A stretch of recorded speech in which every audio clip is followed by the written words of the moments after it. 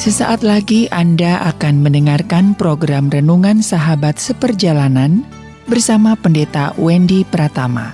Selamat mendengarkan.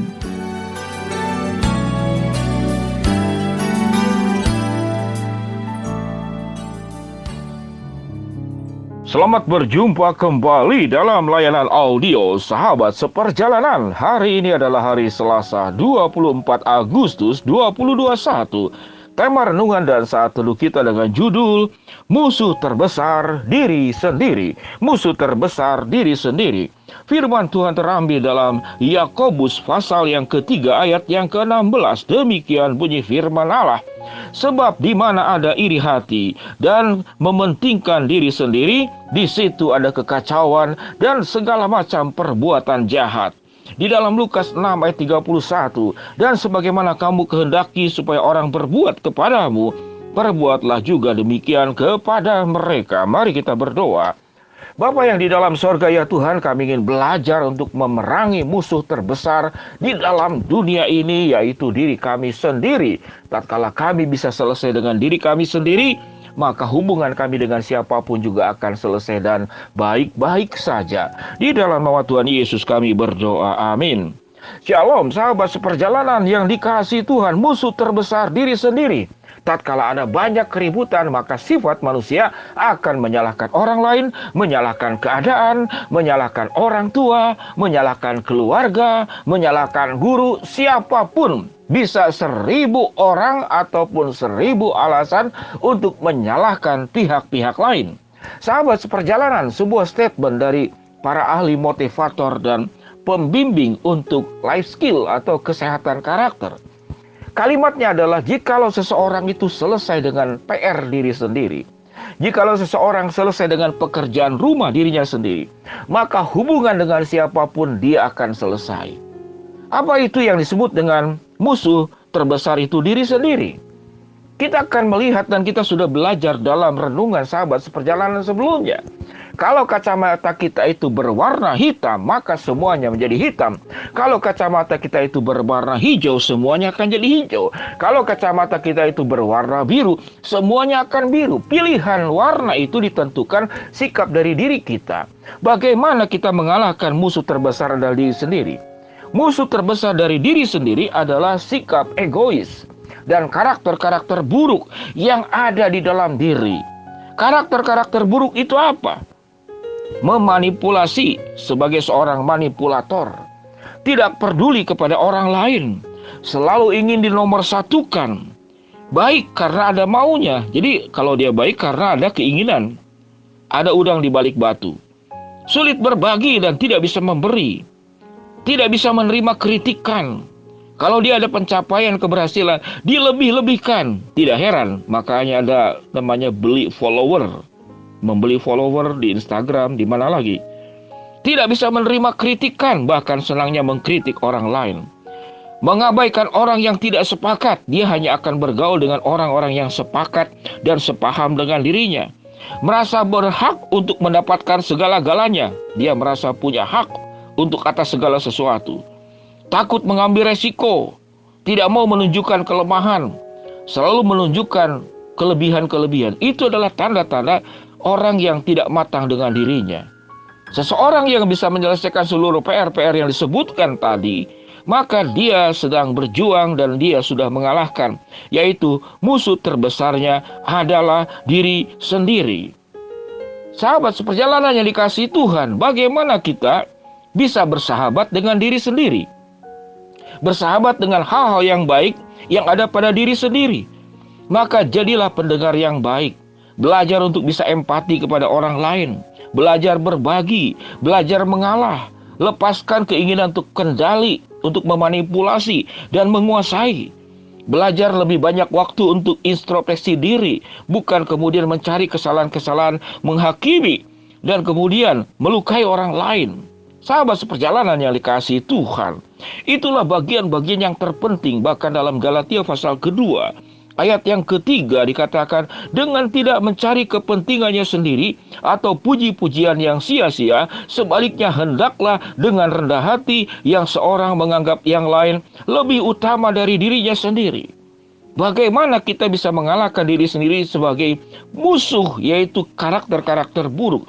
Sewaktu kita mengadopsi, kita sewaktu menjadikan Kristus sebagai teladan, sebagai contoh yang kita ikuti, yang kita teladani, yang kita kemudian materaikan seluruh hal-hal baik yang sudah Tuhan Yesus berikan, teladankan, menjadi bagian dari diri kita sendiri.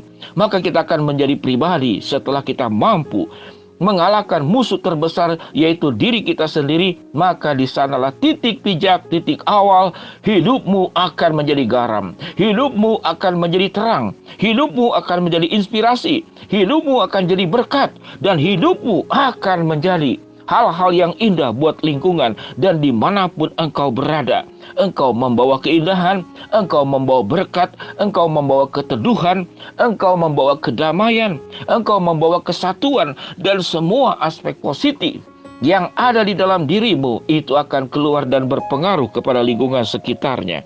Sahabat seperjalanan yang dikasihi Tuhan, perjuangan yang terbesar adalah diri sendiri. Musuh terbesar dengan uraian-uraian yang saya jelaskan tadi, saya akan ulangi kembali. Ciri orang dengan melawan diri sendiri, semua yang buruk dalam diri: manipulator, tidak memperdulikan orang lain, selalu ingin dinomorsatukan, baik karena ada maunya, sulit berbagi apalagi memberi, tidak bisa menerima kritikan, melebih-lebihkan pencapaian, tidak terima masukan.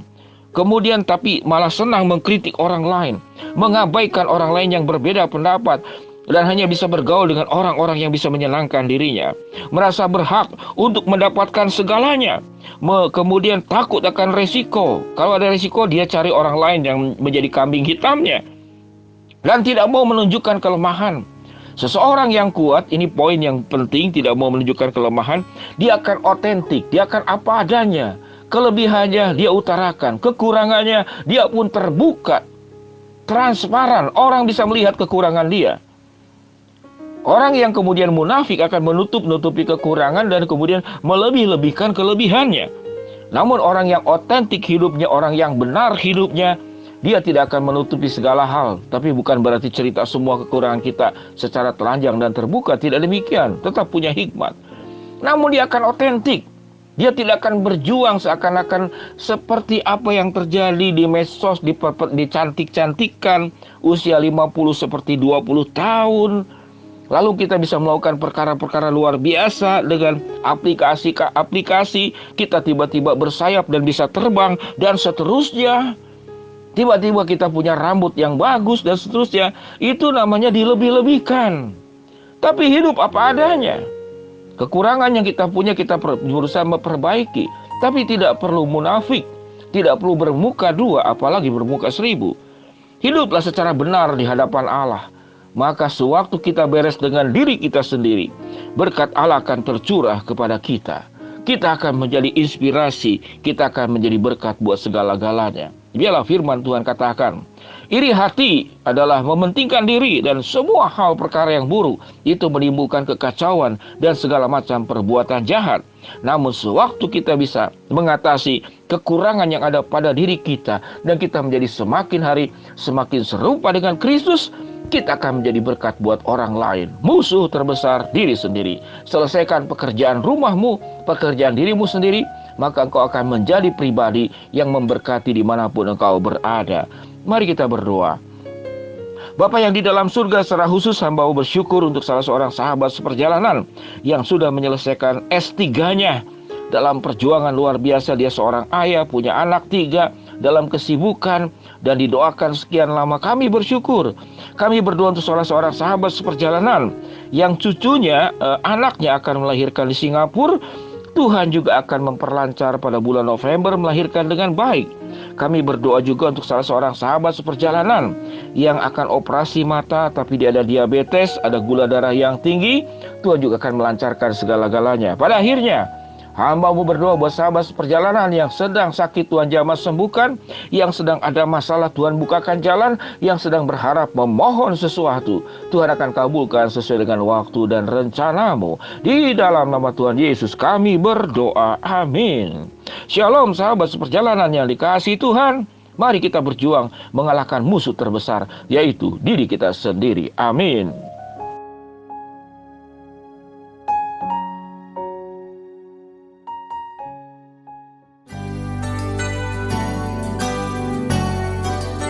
Anda baru saja mendengarkan program Renungan Sahabat Seperjalanan bersama Pendeta Wendy Pratama. Terima kasih atas perhatian Anda. Tuhan Yesus memberkati.